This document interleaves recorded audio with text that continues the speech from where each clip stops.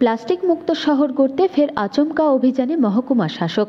জানা যায়, বেশ কিছুদিন থেকেই আলিপুরদুয়ারের মহকুমা শাসক উঠে পড়ে লেগেছেন প্লাস্টিক মুক্ত সমাজ গড়তে।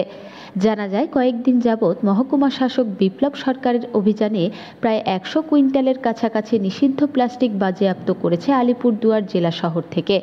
সেই মতোই আজ শনিবার আলিপুরদুয়ার জেলা শহরের কোর্ট সংলগ্ন বাজার, নিউ টাউন বাজার সহ প্রায় 2-3টে বাজারে আচমকা অভিযানে নেমে প্লাস্টিক বাজেয়াপ্ত করল মহকুমা শাসক।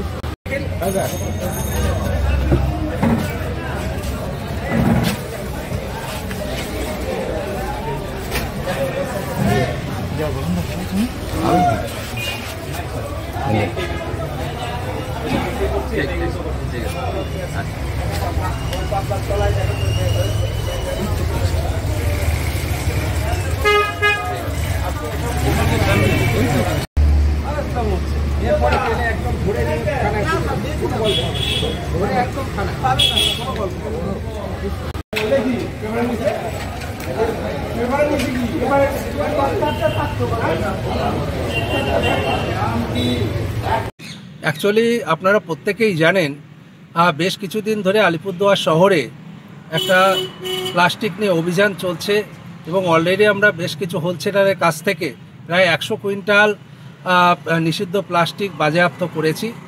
আজকেও আমরা বেরিয়েছিলাম শহরের বিভিন্ন বাজারে, নিউ টাউন বাজার, রেলওয়ে বাজার, অন্যান্য সবজি বাজারে, এবং সেখানে আমরা দেখতে গেলাম যে বিক্রেতারা, অর্থাৎ খুচরো বিক্রেতারা, তারা কিসে করে মাল দিচ্ছে। তো অনেকের কাছে আমরা পেলাম তারা ওই নিষিদ্ধ প্লাস্টিকে মাল দিচ্ছে।